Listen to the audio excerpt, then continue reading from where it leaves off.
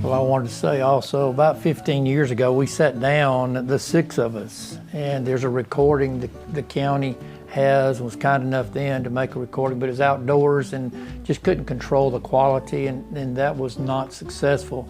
But we do have several short clips of the voice, the audio, and maybe it can be incorporated into this, because our memories, all 6 of us. I'd already mentioned my name. My first name is my mother's maiden name, and then my father's first name, Ira, is my middle name, and they were residents of Baldwin County. My dad all his life, and mother from 1937 on to her death in 1998. Well, I'm Edward, and I'm named after my grandfather on my father's side. He was Edward Preston Lipscomb. He was well known as E.P. Lipscomb, or Mr. Ed. He was born and grew up in Baldwin County.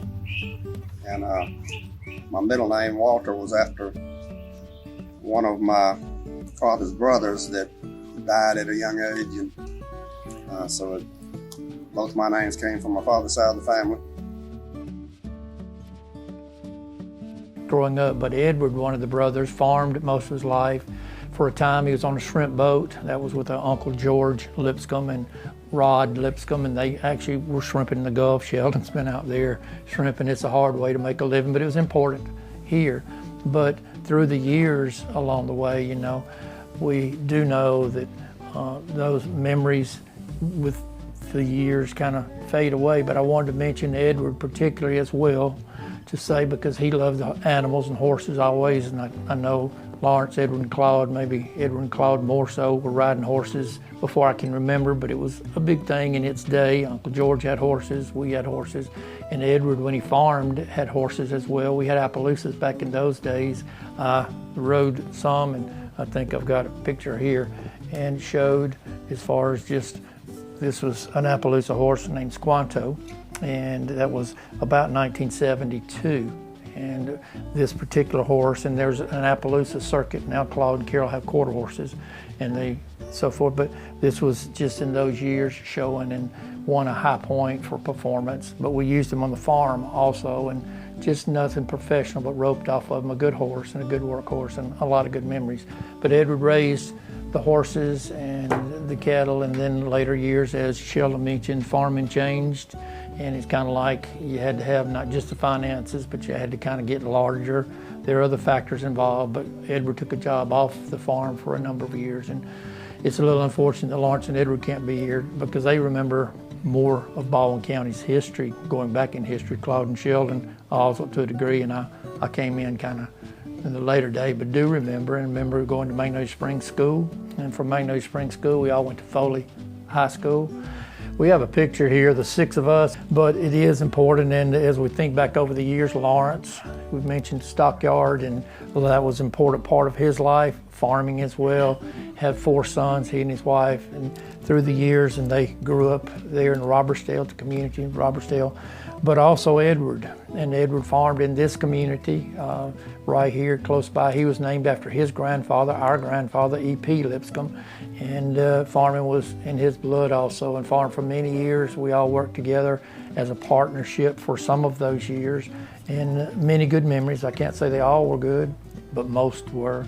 And in the years growing up, kind of following what Claude said a few minutes ago, I can't say we never argued. I'm not going to say that. But we were never really, I don't know if we were ever mad at anybody. I mean, like, if it was for the moment. And certainly nothing lingering. Unfortunately, too many families are divided over sometimes even small things. Sometimes, obviously, it's money. But with that, just the memories. And Edward did farm in this community. But it's interesting, and I know Claude has more information about even the first house that our family lived in. Not this house, but it was near. It's just right down the lane, if you will, the road. Well, First off, though, I'd like to add to what you said about Lawrence and Edward. They were the older brothers of all of us, of course, but they meant a lot to me. And as I grew up and came into the world, they were an example for me. And whatever they did, I was wanting to do what Lawrence and Edward were doing.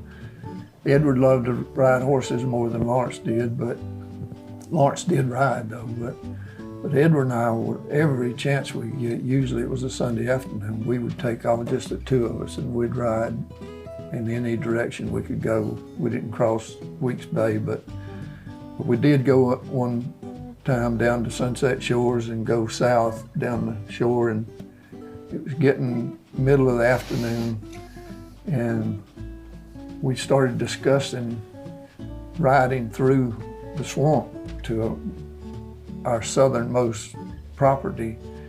And we discussed, if we go in this direction, certain direction, don't you think we would come out at the Nelson Field? And we both agreed, we thought we knew the way we could go, so we took off to the east from where we were at the moment.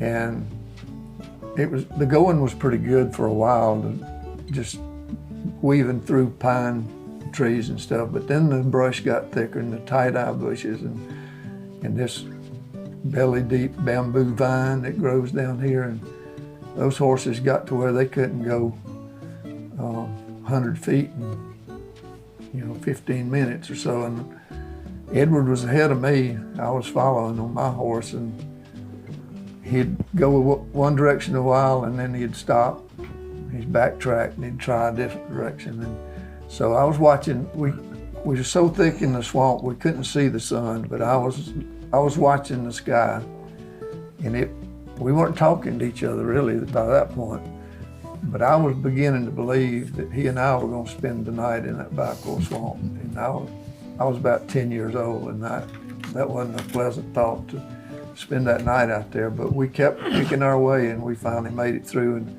And then we had about 3 miles to ride to get home, and then had to feed the animals and all after that, so I'm sure we finished in the dark. But anyway, on our father, like I mentioned earlier, he lost his mother when he was 4, and our granddad was so busy.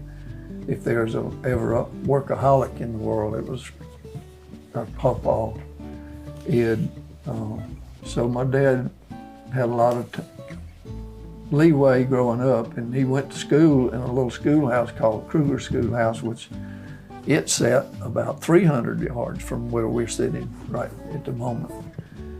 But he went to that school. He was born in 16, and so he went probably 4 years to this little Kruger Schoolhouse, and then they opened the Magnolia Springs School in 1927, and he went up there for a couple of years, and then he was supposed to, since it went through the 6th grade, he was supposed to go to Foley, but he didn't have a mother to help him do homework, and Pawpaw didn't value education all that much, although he raised 12 children, and those 12 children, he supported at least one of them, Pawpaw did, in school for 49 straight years. But Dad, he was biding his time to get out of school so he could go full-time farming. And when he was 16, our granddad had been single for 12 years. He remarried, and my dad immediately moved out to a little house that's south of us, about 400 yards. So all this stuff is close proximity. But Uncle George and Aunt Ann got married in 1932, and Dad was 16, so he had helped Uncle George build this little house, and it only cost him $26 to build a house. And when you think about the cost of a home today, but to explain that, they owned land, and they sawed through their own trees and got them to the sawmill, sawed the lumber, and then built a house, and they provided all the labor. So the $26 they spent was in hardware to build a house. But that's where I started in this world, and Sheldon too. But we moved away when Sheldon was about 6 months old, but I have many memories from that little house.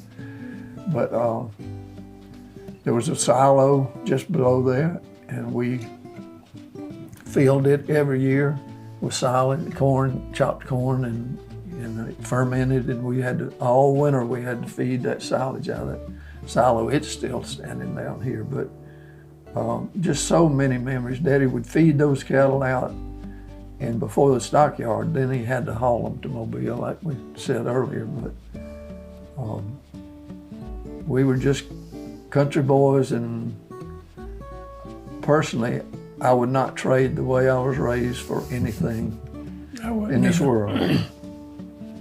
Well, it was a distinct era, and it didn't exist before us, and it's never going to exist again. It was our period of time. Well, I've said we weren't raised in Mayberry, but it was as close as you get. We weren't in town, obviously, we were in the country, but it was a peaceful time. Not saying there weren't troubles in the world, there were, but when we came along again, we had family, and I remember specifically, didn't ride so much on Sunday afternoons, and it wasn't with Edward and Claude, the younger generation. I did ride when I was in high school some, but I remember on Sunday afternoons, often after church, after lunch, we would go to our granddad's home and just sit on the front porch, and I was a kid, and listen to the grown-ups, the adults, talking about what was taking place in the world. But good memories, and our family has been close all these years, still are as we are, and from time to time we get together. There is a picture, I think Claude had mentioned, showed it to us earlier today, of our grandfather, called him Pawpaw, as I mentioned, and Uncle George Lipscomb, Uncle Fred, and our dad are all on horses. And then Pawpaw and his wife passed away, Charlotte has mentioned, Carver, when our dad was only 4 or 5 years old. There were 5 children. For about 10 or 12 years, as I recall, he was not married, but he did remarry. And I don't have my glasses on, but it was Nettie Mae Shepherd Mason, and she had 3 sons. Her husband had passed away. There was Vernon and Robert and Kenny, I believe, those 3. And then together, our grandfather and our grandmother, step-grandmother, had 5 daughters, Ruby and Ruth and Elva and Barbara and Linda, and that's 49, 50 years of public school continuous. So Pawpaw lived kind of a unique life himself, worked hard. He lived to be 92 years old, but his youngest daughter was born when he was 60. 60. And I'm sure he thought he wouldn't be around when she was grown, but she was 32 when he passed away. Right. But this is a picture put together. Our daughter Mandy lives in England, as I mentioned. They're in ministry there in England, 3 granddaughters. But she put this together, and this is James Philip Lipscomb on my right, and then our Pawpaw in the middle. And we could talk all afternoon about Pawpaw because he had his own, I would say, opinions, and he, I won't get too far into it, but a lot of things we remember that Pawpaw said. I'll give you one example. Pawpaw said he didn't believe they ever went to the moon. He said, they made that out in Hollywood. And I'm not saying the older I get, the more I'm like Pawpaw, but sometimes we do wonder what the truth is along the way. But then our dad, Ira, and then along the way, myself, the youngest, 7th sons, and our son is Daniel Bart, and he lives out in Texas in ministry also. So just a lot of wonderful memories along the way, but that's the family, and it goes back from there. William, and this is going back a generation, was away even in the war, 2 sons and a son-in-law, and that's kind of one of the main reasons they left West Central Alabama, and the war was a war between the states, and he came south afterward. In later years, he actually moved down here to Baldwin County also. No, I just was saying Daddy owned a lot of land, bought a lot of land. At one time he had owned 1,400 acres. I think that's correct. I bought my first 40 acres when I was in 11th grade. I turned 17. Well, anyway, he had 1,400 acres, and the most he paid for that 1,400 acres was $305 an acre. Most of it was $50. Some of it was $5 and $3, but he didn't pay any more for that 1,400 acres. The most he paid was about 60 acres. He paid $305. The rest of it was way less than that. Well, part of that actually goes back to the times, because the Depression and the deep Depression. I mentioned our grandparents on the Lawrence side moved from Fairhope, Alabama, and they've been in construction, building schools and boats, built the first Fairhope boat that actually went across from Mobile to bring supplies. And back in those days, the waterways were so important. And in our community, there was a grocery store, Vernon Park grocery store, and that's where things were brought to, shipped in and shipped out, and that was true all around. Bon Secours, it's true in Mifflin, lots of places. The waterways were so important. But along the way, when the depth of the Depression, you mentioned $26 for that house, that was real money, hard to gather up, $26 back then. And even along the way, and Dad came in and grew, and the economy had really been low, so low, the Depression. The land prices had been sort of reduced and kind of began to climb, and now, you know, it's hard to know, and I'm not saying, and I'm not just pessimistic, but a lot of uncertainty in the economy about the world. And right now, these are different days, I would say, and I think we'd agree, we didn't talk about this before, but I think we've seen more changes in the last 2 years than we've seen in all these years put together in our life. And there is questions about where we, as not just a state or a community or a nation, but in the world, and a lot of things that are happening. I'll say, and I wanted to say this because it's so important, we have our dad's Bible, and I can say our grandfather and great-grandfather, our great-grandfather James Phillip was actually a member of St. Peter's Church, it's Episcopal Church in Bon Secours, and so that was the church there. They would go quite a few miles on Sunday to the church, but in the 1920s, late 20s, a church began in our community, Vernon Park Baptist Church, and then our dad and mom were married in 1937, I think January of that year, if I remember right, and our mother was quite an influence on our dad, and along the way, and Claude mentioned the one characteristic that he was honest, and he was just straightforward, always was, and there's not a better way to live your life. But then his Bible, and so the heritage, the Christian heritage that we have, and it does run deep, and the question for each of us, we can't depend on our parents' or grandparents' faith. It's personal for each of us, and for our children, grandchildren, it's so important, especially in the days today. One last that I would say that fits in my mind and heart is that we just had Holy Week, and that was Easter and celebrated in Easter Resurrection Sunday. But then in the Bible, it's recorded in the book of Acts, 40 days later, after the resurrection, Jesus, and it's recorded, ascended into heaven, and the message then by the angels was that this same Jesus will return in like manner. And when you study all the Bible, the Old Testament, Jesus' words in Matthew 24, Luke 21, and Mark 13, and the book of Revelation, there's so much scripture that I believe is being fulfilled. We've lived a wonderful life. We've been blessed in many ways.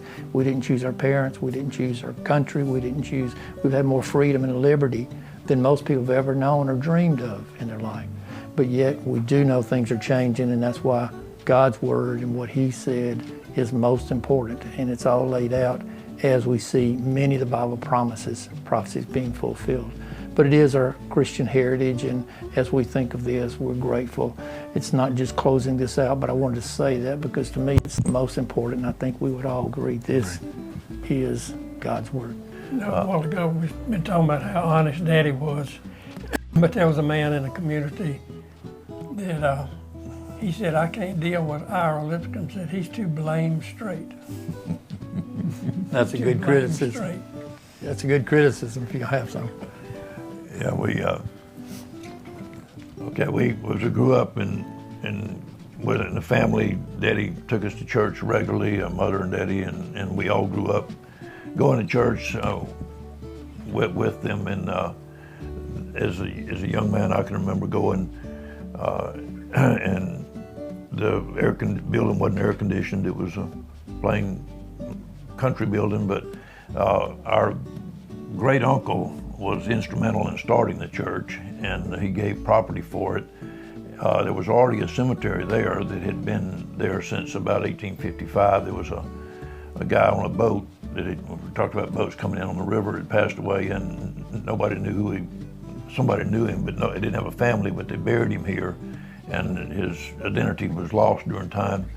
And but then they started using it as a community cemetery, and then it had been used as a community cemetery for about 30 years, and then the church was started. Albert mentioned the Vernon Park Baptist Church being started, and it's built right by the cemetery, and the church cares for the cemetery. But we have 5 generations buried there.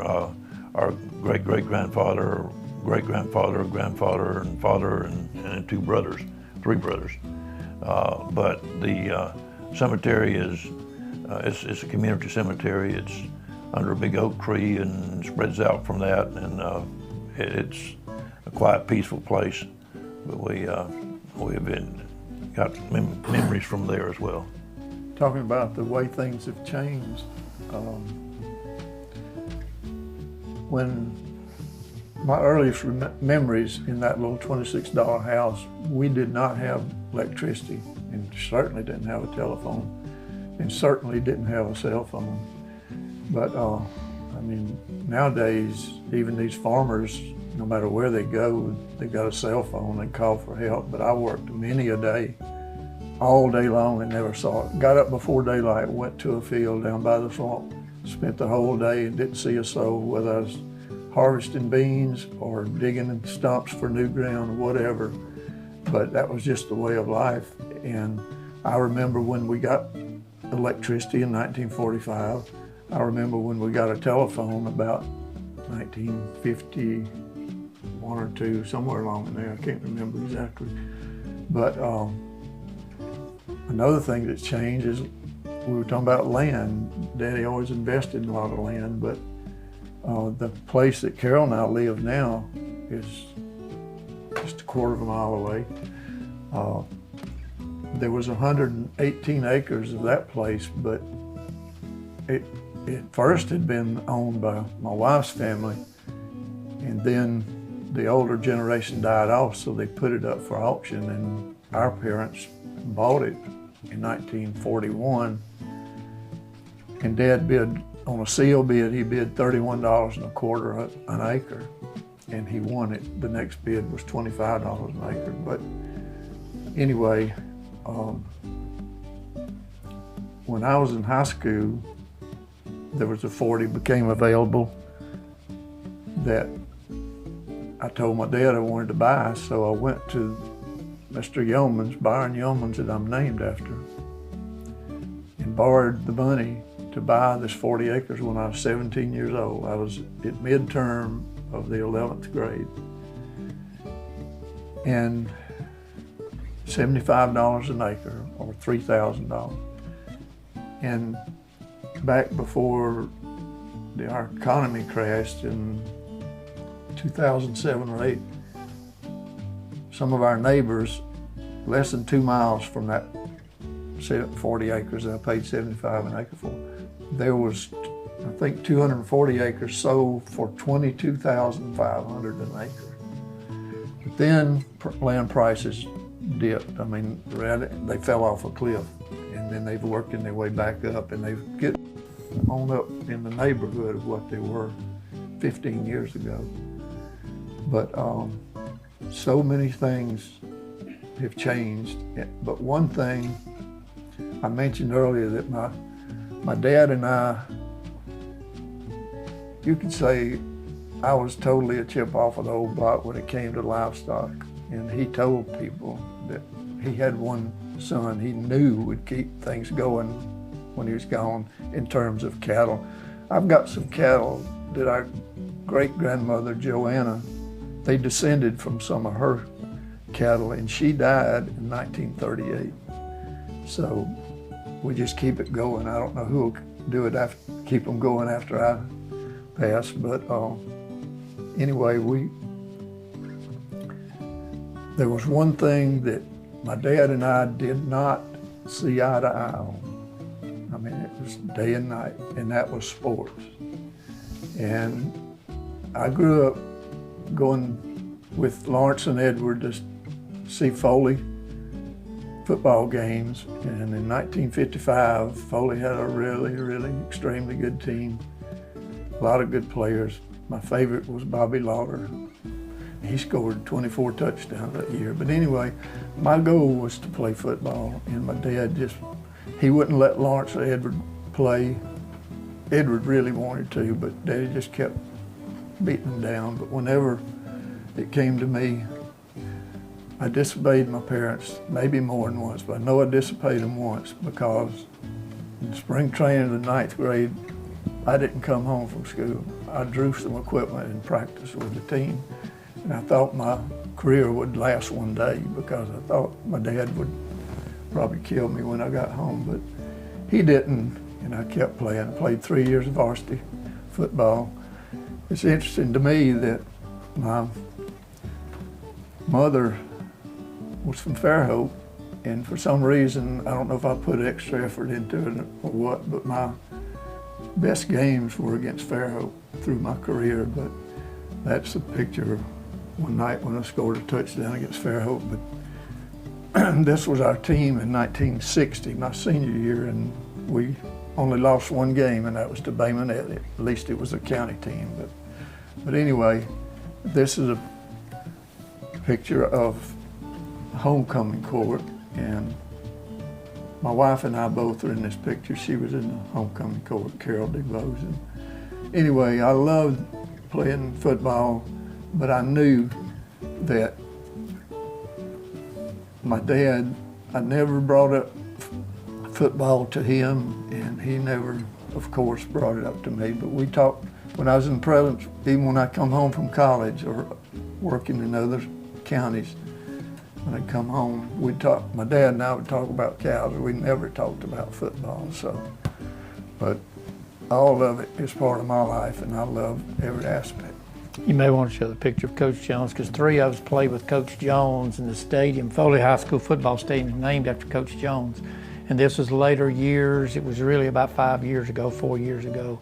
And after 50 years that Coach Jones had retired, 50 years from his last game coaching in that stadium, we came together as a class of 1968 and the team of 1968, and others were involved, and Coach Jones was able. It was hard, but he made the effort, and he was there for all of our pictures that gathered, and he came to the game, and he was there.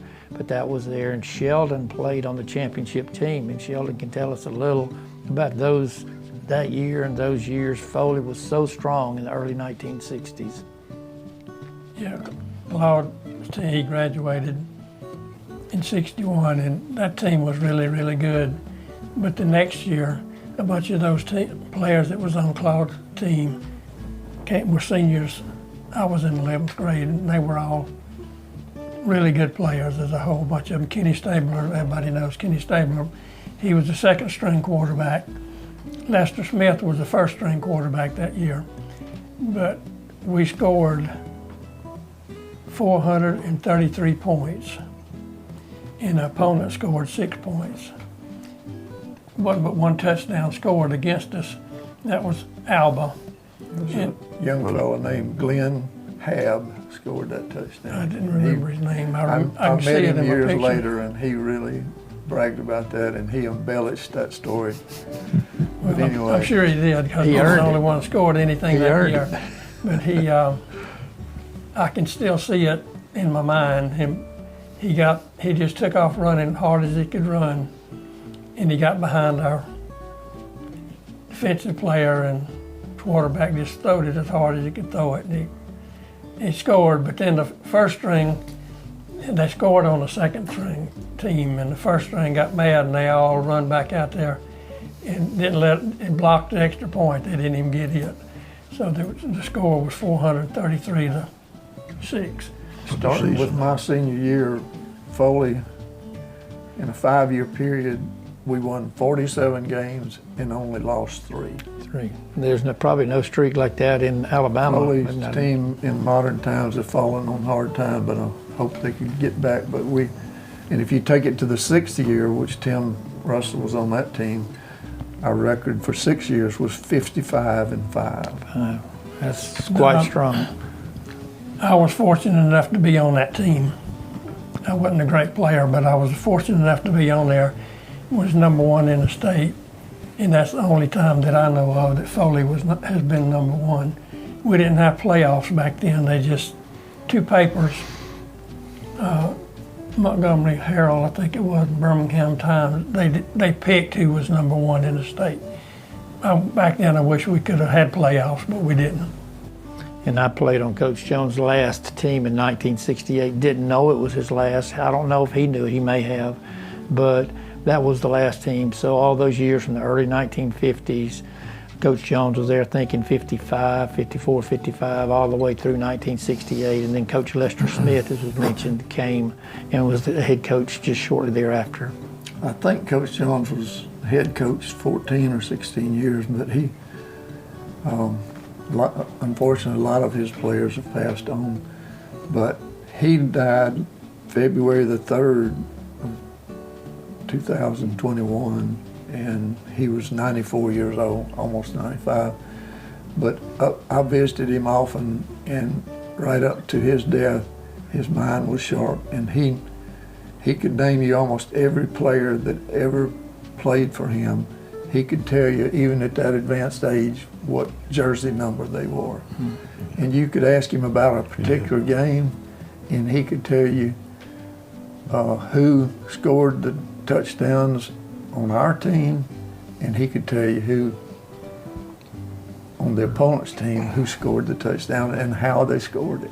He just had a mind that all that was stored in it. You know what you're kind of saying is Coach Jones knew football about like Daddy knew cattle, and they did focus on it. I could tell you a funny story about Coach Jones, and I won't tell the long story, you don't have time, but we were actually gathered. Kenny Underwood was the mayor of the town, small town of Magnolia Springs, and Coach Jones was there in the short version. I'll leave the names out, but someone from another school was there and went up and introduced himself and said, I'm from Robertsdale High School. Coach didn't go to Foley, but he said, oh, I know you called him my first name Roger. And his wife stepped up, and she said, well, I was at Robertsdale also, Coach. You wouldn't know me. And he said, yes, I know you. You were one of the cheerleaders, weren't you? I mean, like the details. Now, Coach Jones's wife was not quite close enough to hear that, but it was interesting. But his mind was just so clear for all those years.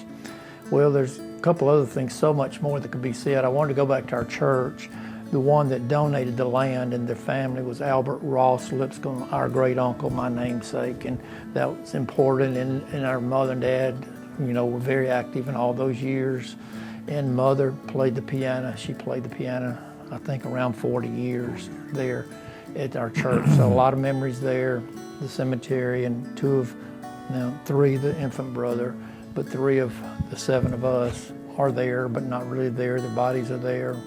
One day we pray, and the song was mentioned even today as we film, and when the roll is called up yonder, that we be there, and we have that chance, God's word. But there's a couple other things that come to my mind. I know we got to wrap it up soon. There's so much more that could be said, but one is a boy state, and that's American Legion boy state across the state of Alabama. 4 of us were selected to go through the years, and Oswald didn't go because he was in FFA, and it's a conflict of that week. So 3 of us went to boy state, and Oswald was the 4th selected. But there were 4 of us who went to college. We went to Magnolia Springs School, went to Foley High School, and 4 of us, as I count, went to college, different degrees. 1 didn't go, Sheldon and Oswald didn't go, but with that farming, and that was a big part of the life, and that all changed. But I want to say one thing, the only person that I've ever known in all my life, the only college classes he attended were the ones he taught. And I'll say it again, I'm sitting next to him, is that bragging or what? But Oswald didn't go on to Auburn, he was applied and stayed and farmed, kept the books for our farm when we were farming together, went to computers, writing computer programs, and there came a day in the 70s and 1980s that Auburn University Extension Service and many others in the ag community wanted farmers to know computers. I wouldn't be able to teach them much, but Oswald was asked, and he did teach courses, and for those that had degrees, guess what? It was continuing education, so he didn't say it. He can look at the camera, I'll say it. But I wanted to say he was president of the National Honor Society in high school, and we all worked together, and we're all gifted in different ways, no doubt. And he still helped so many ways. Most of us, if we asked him and if he gave us a bill for all the technology that he shared with us, we'd be kind of indebted, we are. But that's, and I'll repeat it in a sentence, the only person I've ever known, the only college classes he ever attended were the ones he taught, and that's kind of a story that stands out today in my mind, at least, and just to share it. I would just say that I've led an interesting life. I've had a lot of difficulties, a lot of health issues, but God's brought me through all of it. But it is a distinct and true honor to be a part of the family that I grew up in. I'm as proud as I can be of these 3 brothers and my older 3 brothers. Well, we just want to say thank you. We collectively as a family say thank you to the Baldwin County Commission for making this possible, not just for our family, but for our community. There's so much more that can be told. That's true of most families. But to be able to have this time together and to share and to be recorded for our children, grandchildren, perhaps for other family members. And there's so much more. We grew up with the community here and a close-knit family, but extended community, and then beyond that, even within the Lipscomb family, if I may say, there's so much more to tell. We've rambled, if I could say it that way. Maybe we've told some of the stories in preparing for this. There's a lot more that could have been included, but we just know that we can't get all the stories in. But for this and what we've shared, we do express our appreciation. And again, as we think of this, it's important all around the county. We know some of the people I mentioned, and let me say in the closing here, Mr. R.L. Smith meant so much. He was a principal of Foley High School, Mr. Oscar Rich when I was there. But just the history and capturing the history of the county, we have so much here as our heritage, and not just Alabama, but Alabama and Baldwin County, Mobile County. This coastal area is so historic in many ways. I think there's 5 or 6 flags that fly over our county, our state, and not that we lived them, we're getting on up there, but it is important. And the more we know of our history, the more we know of our heritage, the more we know we've been blessed to live here in Alabama, in America, and specifically, and certainly here in Baldwin County. Thank you very much.